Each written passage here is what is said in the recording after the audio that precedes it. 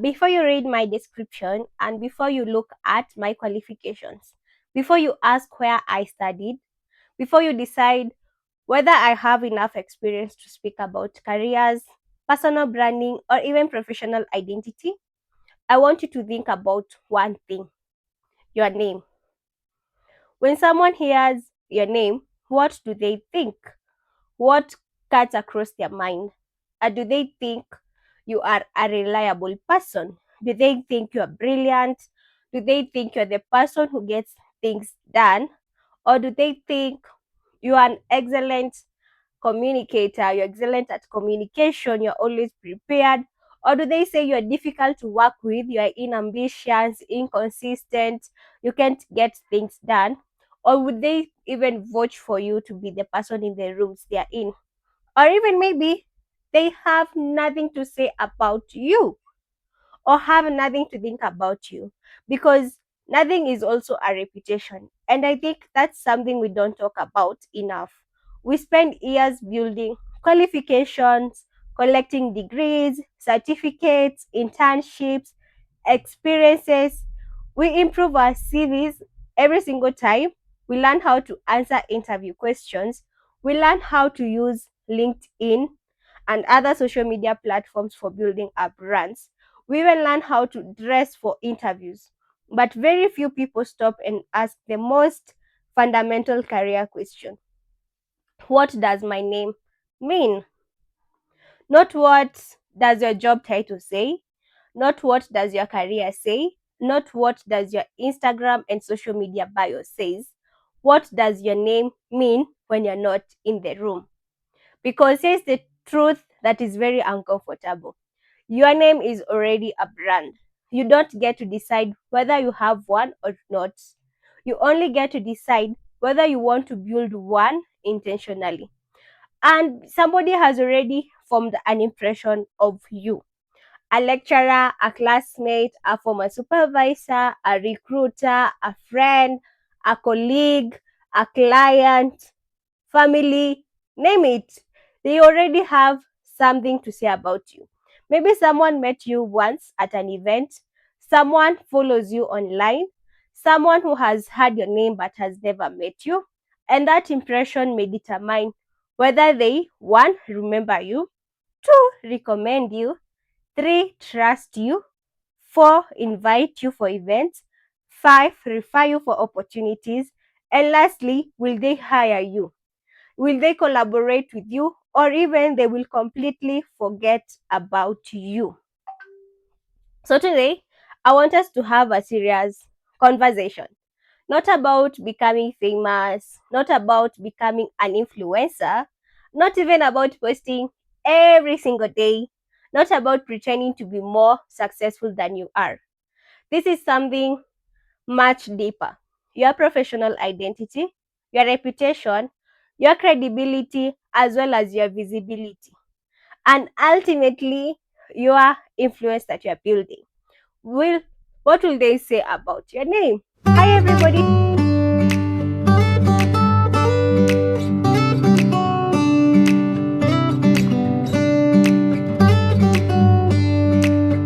Hi everybody, welcome back to Mary Muraya Career Lab. I am Mary Muraya, your favorite career, personal branding, and executive presence coach. And this is episode 1 of our series, and it is Your Name is Your Brand. And I would want to share something with you. Let me begin with this, and it's going to be very, very important. I am not here to tell you that I have everything figured out. No, I haven't. And I don't want to this platform to be built on pretending I have.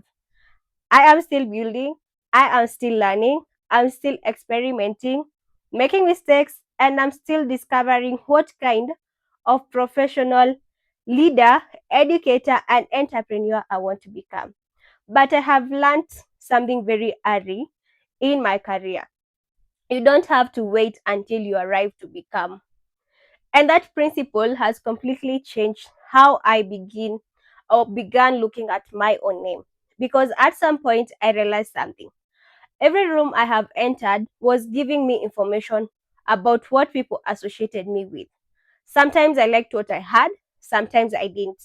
And sometimes I realized people knew me for things I had never consciously decided to be known for.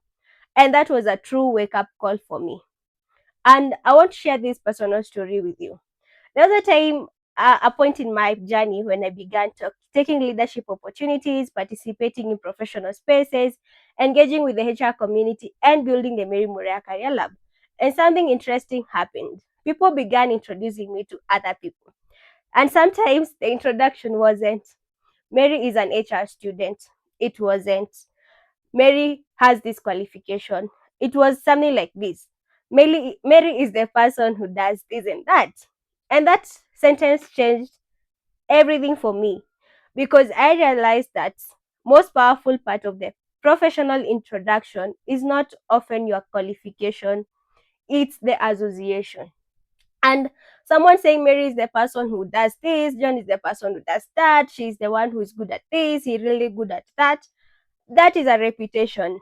And reputation is powerful because it compresses information. Instead of someone having to investigate everything you've ever done, your reputation gives them a shortcut. And your name becomes shorthand for something. And that is exactly what I want you to begin thinking about today. When people say your name, what sentence follows that? And there are two versions of you. The first version is the person you know yourself to be. You know your intentions, you know how hard you've worked, you know what you've survived. You are the only one who knows the nights you stayed awake. You even know the opportunities you created for yourself. You know the things you are capable of, and you know the potential that you carry. But there is another version of you, that version that other people know, and they don't have access to your intentions. They have access to your behavior, your communication style, your consistency, your work, your presence, and even how you make choices. That is the person they get to relate with, the kind of reputation you have. That is the other impression about you. And here's where things become uncomfortable. The marketplace doesn't experience your intentions, it experiences your signals. You may intend to be professional, but do you communicate professionally? You may intend to be reliable, but do people consistently experience you as reliable? You may consider yourself a leader, but do people trust you enough to follow you? You may believe you're talented, but can other people identify the value you create? And that gap between who you believe you are and what people consistently experience from you is where reputation is built. And let's remove the word personal branding for a moment, because I know it has become exhausting. Everyone is telling you, build your personal brand, build your personal brand, build your personal brand, post on LinkedIn, create content, take professional photos, write thought leadership posts, and eventually the phrase becomes meaningless. So let's simplify it. Your personal brand is not your logo. It's not even your color palette. It's not your cover templates. It's even not your LinkedIn banner. Neither is it your Instagram aesthetic and social media bios. Those things can support a brand, but they are not the brand itself. Your brand is the meaning people attach to your name. That's it. If someone thinks that's the person who always delivers, that's branding. If someone thinks she's incredibly clear when she communicates, that's also branding. And if someone thinks he understands or she understands the HR space better, that's also branding. And if someone thinks you're always late, you're inconsistent, that's branding as well. And you don't have to like the brand you're currently carrying for it to exist. And I want to teach you 3 ways people build a reputation. And these things, they are way broad, and I want us to go into them one by one. So, number one, by accident. This is where you get to simply live, you interact, you attend classes, you work, you join groups, you post. At times you disappear and you respond back. Sometimes you don't get to respond, you succeed, maybe even fail. And people collect those experiences about you and your journey, and eventually they create a story. And that's a reputation built purely on accident. The second way to build a reputation is by imitation. Sometimes you see someone successful, you copy their language, their clothes, you copy their content style, their confidence, you even copy their LinkedIn posts. Like you get to imitate what they do. But something is missing. You copy the expression without developing the substance. And eventually people can feel it because that's not your authentic self. And lastly, by design. And this is what I want us to do. I want you to decide. This is what I value. This is what I want to become excellent at. This is how I want people to experience me. This is the contribution I want to make. This is the problem I want to solve. And this is the problem I want to be associated with solving. And then you build evidence around it. It won't be overnight, not artificially, not by imitation, but consistently. And that's going to be an intentional reputation that is going to be built. And I want you to do something uh, in a minute. Think about three people you know you from completely different environments. Maybe someone from a university, a colleague, someone from your community. And imagine if you put those three people in separate rooms and ask each one of them, describe this person in one sentence. What do you think they would say? Would the answers they give be similar, or would they be completely different? And if one person says she's incredibly reliable, the other says she's always disappearing, and the other says, honestly, I literally don't know what she does. You have a reputation problem.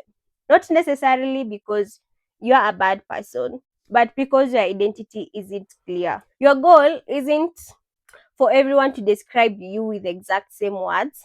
I want you to shift your goal for there to be a consistent underlying signal, for it to be something consistent. And I want to give you something proprietary that I want you to remember beyond this episode.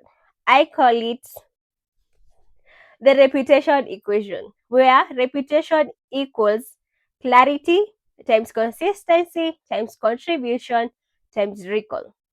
And I deliberately use multiplication rather than addition because if one element is extremely weak, the entire reputation will suffer. So let's unpack it one by one. Number one, clarity. What do you want to be known for? And this is where most people fail. They want to be known for everything: leadership, communication, HR, marketing, finance, economics, IT, entrepreneurship, innovation, strategy. Like they want to be everywhere. But suddenly their professional identity says absolutely nothing. You don't have to be only one thing, but people need a clear entry point into the kind of identity you're building. I want you to complete this sentence by yourself. I want people to think of me when they think of dash. Not five things, maybe one. For example, I want people to think of me when they think of someone who can help them build their personal brands. I want people to think of me when they think of someone who can help them formulate their careers. I want people to think of me when they think of creative visual storytelling. I want people to think of me when they think of helping young professionals navigate their careers. Notice something: these statements are not job titles, they are association. And that's important because your title can change over time, but your reputation can travel with you everywhere. You may be an intern today, a coordinator tomorrow, a manager 5 years from now, and even an executive 10 years from now.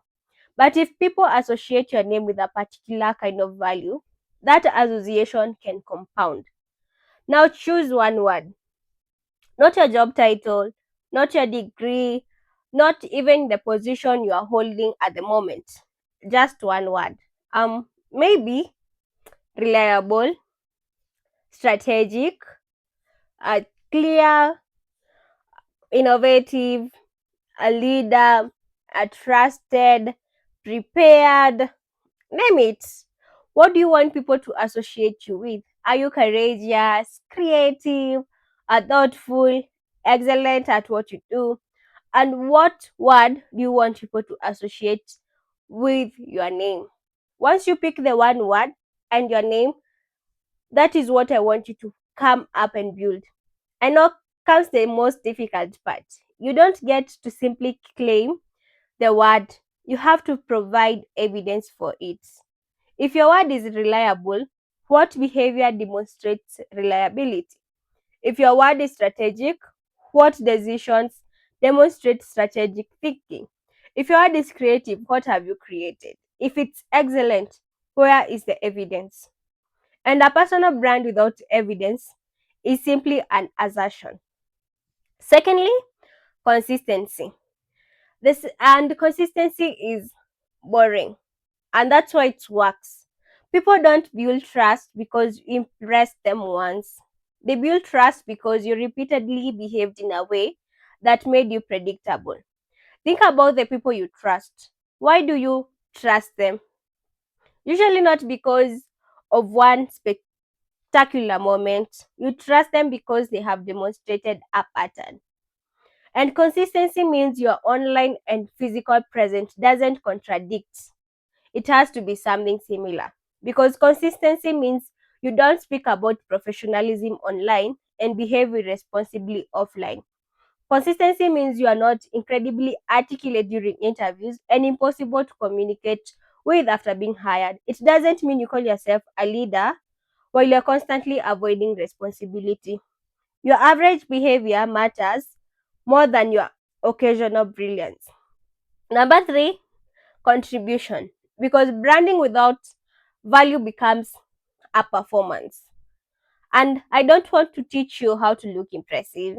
I want us to develop and how to become valuable and communicate that value clearly. Because contribution asks, what do you make better? Who benefits because of this? And because you showed up, what problems are you solving? What do you simplify?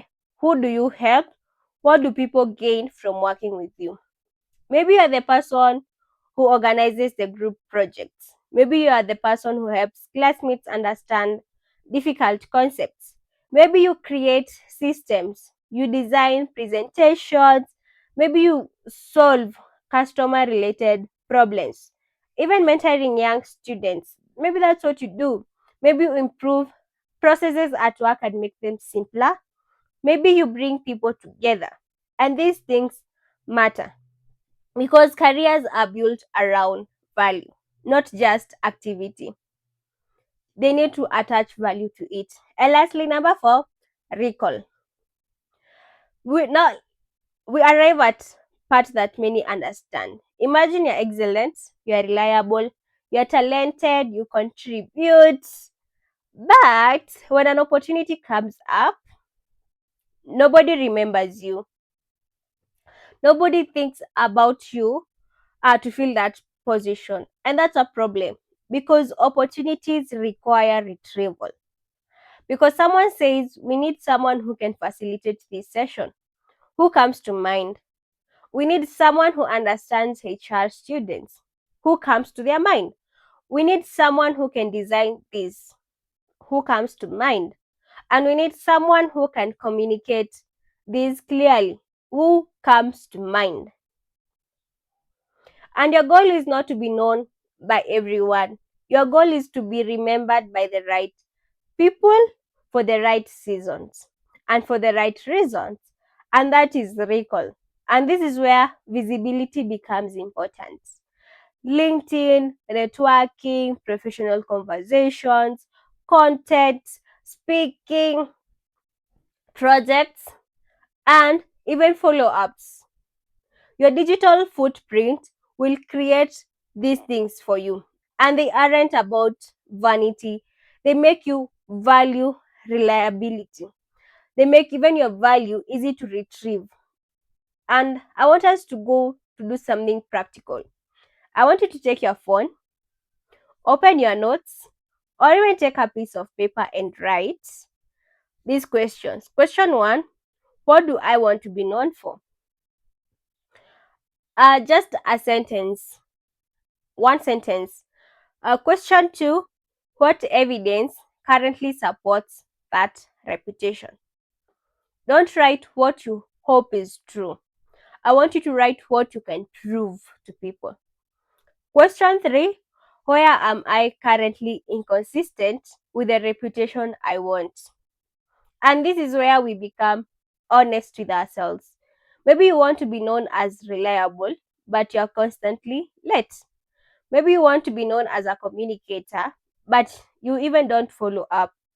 Maybe you want to be known as strategic, but you make decisions emotionally. Maybe you want to be known as a professional, but your digital footprint looks careless. So I want you to be very honest with yourself. Question four: what have I contributed recently that deserves to become part of my professional story? I want you to think in and out of yourself when answering that question. And question number five: if an opportunity for me came up tomorrow, who would say my name? And if the answer is, I don't know, that's not a reason to panic. That's a starting point. That's where you get to start. And here's one of the most important tests I want you to remember. If an opportunity is being discussed in a room you're not in, you don't know the people in the room, you cannot send them your CV, you cannot introduce yourself, you cannot explain your achievements. Then someone simply says, we need someone who can do X. Would your name come up? If yes, you have recall. If no, don't be discouraged. Build it. Build your brand, build your name. Because the goal of networking isn't to collect contacts, the goal is to become relevant enough to be remembered. Hello, everyone. For the past few years, I've interacted with hundreds of people, and I've noticed something. Many people are talented, yet they remain overlooked. Not because they lack ability, but because they haven't learned how to position themselves. Hard for promotions. Business owners find it difficult to attract clients, and leaders hesitate to speak. That realization inspired me to create something different. Not another motivational talk, but a practical, hands-on program. Tonight, I'm excited to officially introduce the Executive Edge program, a 4-week live online accelerator designed to position you for greater opportunities. Over 4 weeks, we'll work together. We will help you discover what makes you unique, strengthen your digital presence, communicate with confidence, build meaningful professional relations, and create a personal brand that opens doors before you even speak. You won't just have more knowledge, you live with practical tools. Apply a polished LinkedIn profile, use a compelling executive. If you've ever felt overlooked, wonder how some opportunities ready to become visible, then this created for you. Our first cohort begins on 29 August 2026 and limited. Registration is now intentionally open if you're ready to become more visible, more confident about your career. And let's talk about Google. Search your own name. Like seriously, search your name. Do it. What appears when you search your name? What appears on your LinkedIn? Does it appear your university, your social media pages, or even an old dusty account? Or even sometimes nothing. Maybe what comes up is something embarrassing, something impressive, or something completely unrelated to what you are trying to become. Now imagine if a recruiter searches your name or a person who can mention it in rooms you're not in. Imagine if a potential client searches your name. Imagine a conference organizer searches your name. Imagine a future employer searches your name. What story does the first page tell when they search you? That is not about perfectionism, it's about alignment. Does a digital footprint support your professional identity? So take your LinkedIn headline, your LinkedIn about section, your profile photo, featured section, recent posts, CVs, professional bio, email signature, or even other public professional profiles, and ask yourself, do these things really tell the same story? Because one of the biggest mistake people make is having five professional identities that are different online. Your CV says one thing, your LinkedIn says another, your Instagram and social media says something else, and even your introduction says something completely different. And the audience is left asking, who is this person professionally? So create clarity creates confidence. And when you get to say that, it builds you up. I want to challenge you with something. A lot of people think their reputation is built during major moments. That is the interview, the presentation, the conference, graduations, promotions, big speech moments. Yes, those moments do matter a lot. But a reputation is actually built in ordinary moments. How you answer a message, how you treat someone who cannot help you, whether you arrive on time, whether you keep your word, how you respond when you are corrected, how you behave when nobody is watching or someone you think is not important is watching, whether you acknowledge other people's contribution, and whether you take responsibility when something goes wrong, whether you follow through on processes as you had said. And this moment may seem small, but moments reputation turns small moments into identity. And let me give you a test.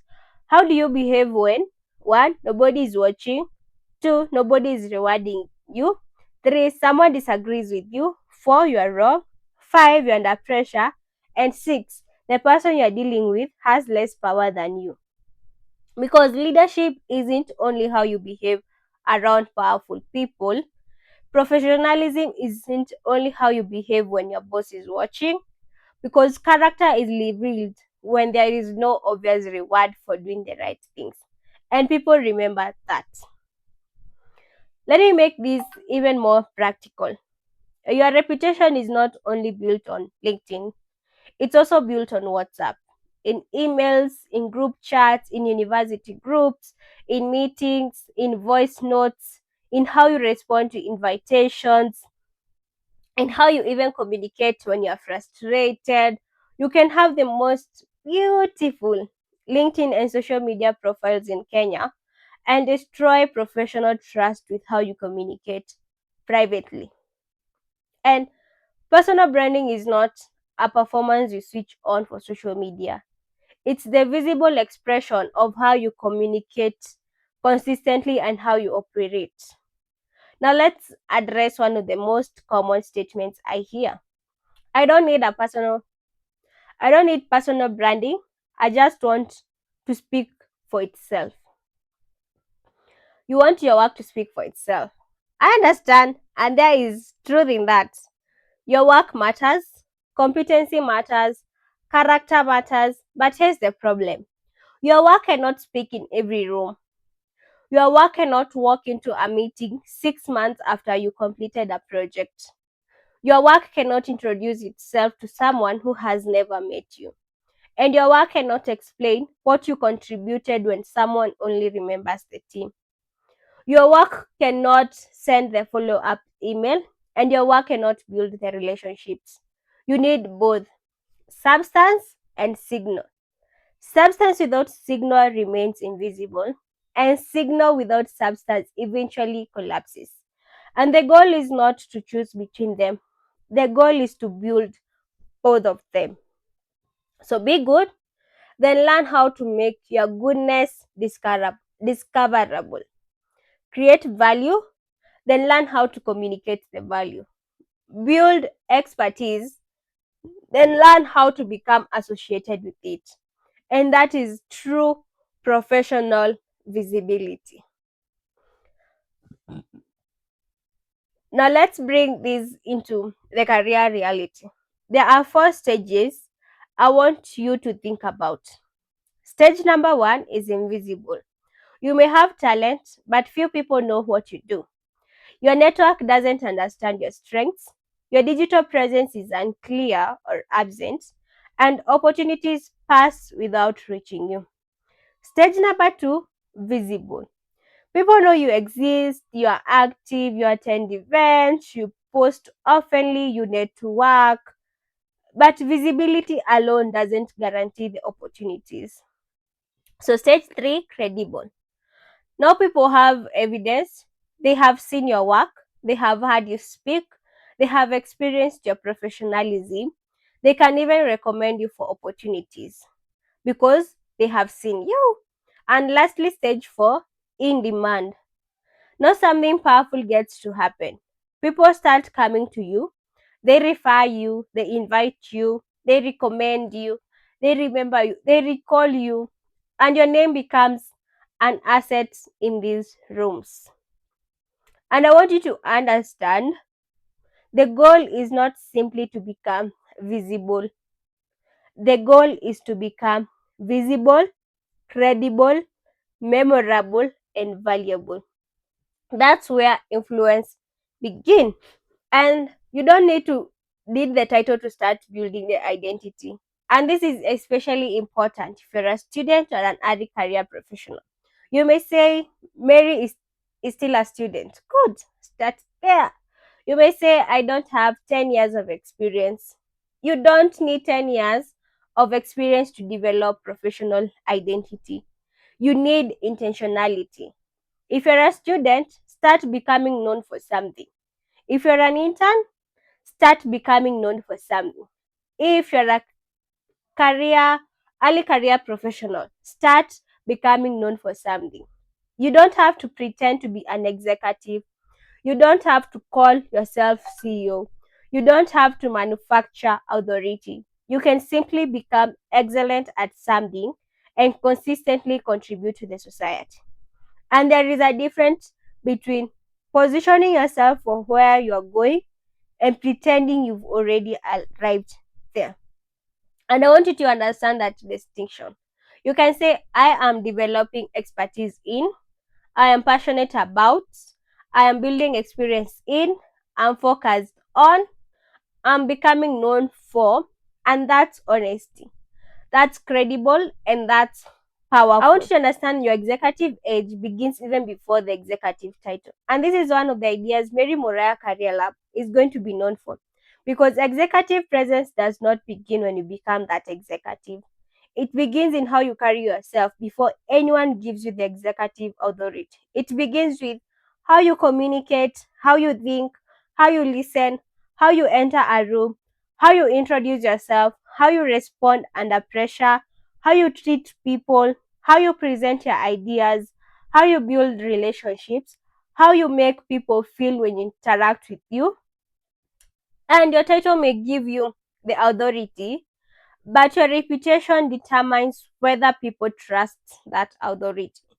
And that reputation is built long before the title arrives. That's why I believe young professionals shouldn't wait until they become managers to learn executive communication.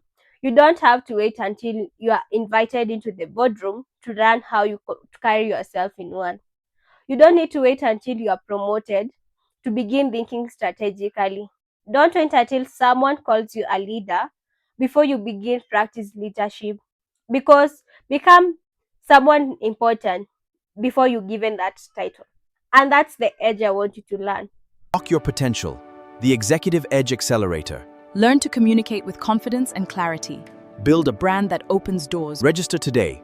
So how do you actually design your name for it to be known? I want to give you a 5-part model. Number one, define. What do you want to be known for? Number two, develop. What capability must you build to deserve that association? Number three, demonstrate. Where can people see evidence of it? Number four, distribute. How will the right people discover it or discover you? And lastly, number five, deliver. Can you consistently live up to the promise your name carries? And that's the cycle. The 5 Ds: define, develop, demonstrate, distribute, and deliver. And then repeat again and again and again, because reputation compounds every single day. I want you to give you an assignment. For the next 30 days, I want you to deliberately build the meaning attached to your name. Start with clarity. Write your positioning statements. Complete this statement. I am becoming known for dash. Then identify your one word. Secondly, evidence. Identify 5 examples of your contribution. Is it projects, achievements, problems you've solved, people you've helped, or even initiatives you've led? And thirdly, visibility.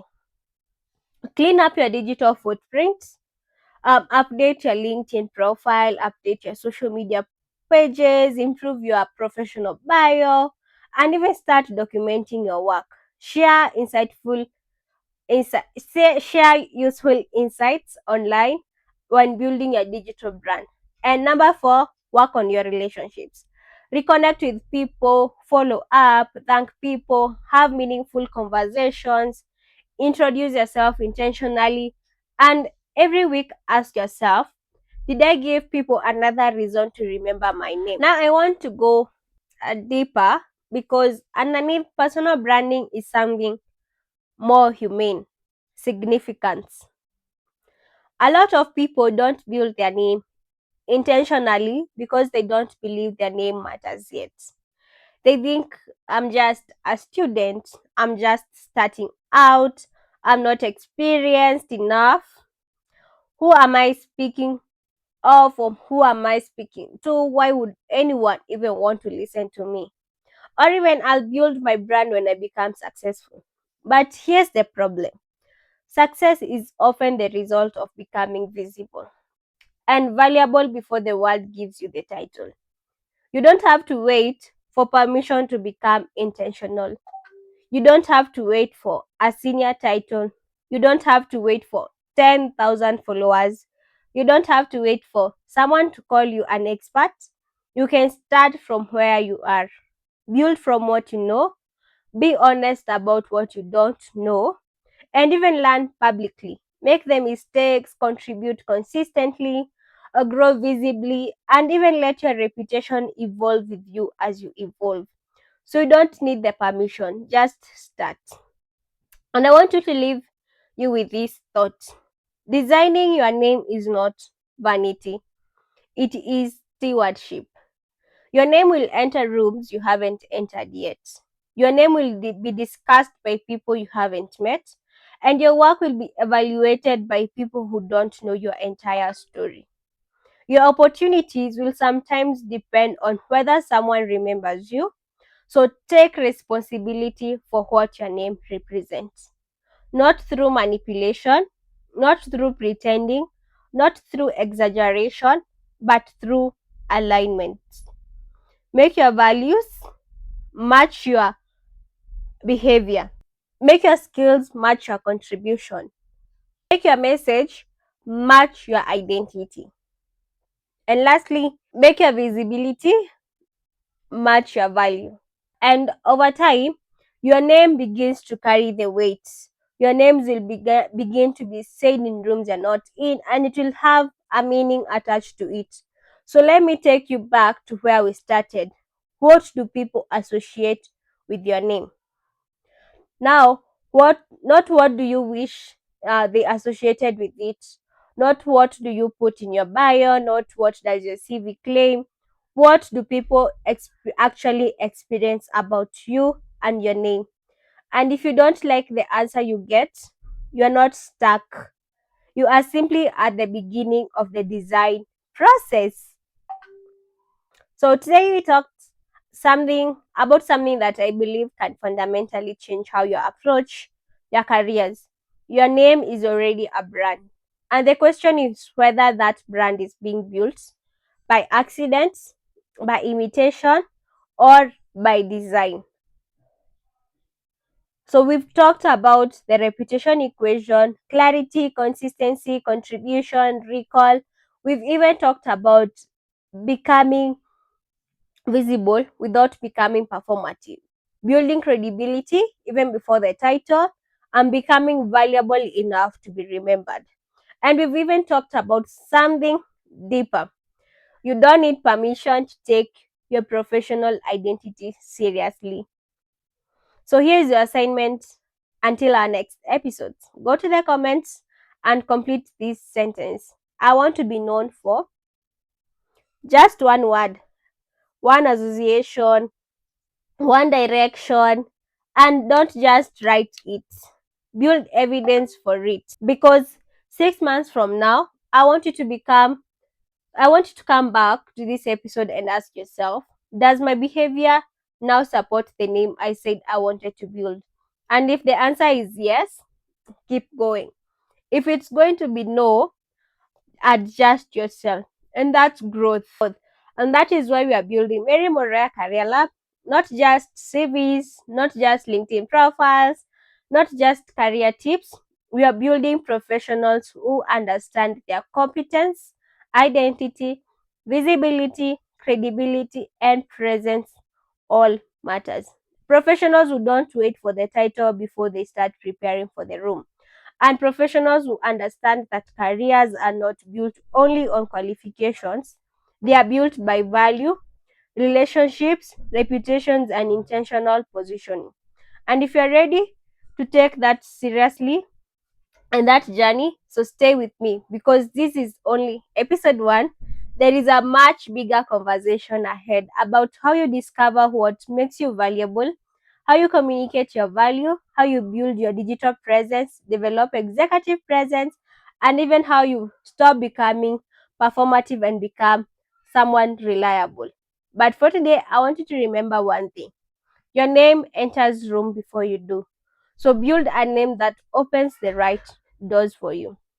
I am Mary Muraya. This is Mary Muraya Career Lab, and I'll see you in the next episode next week on Thursday. Same time, same place, so watch out. And on this Saturday, we'll dive deep into something in the HR space that is going to be better and bigger for us all. So, see you in the next episode. Keep watching and don't forget to hit the subscribe button.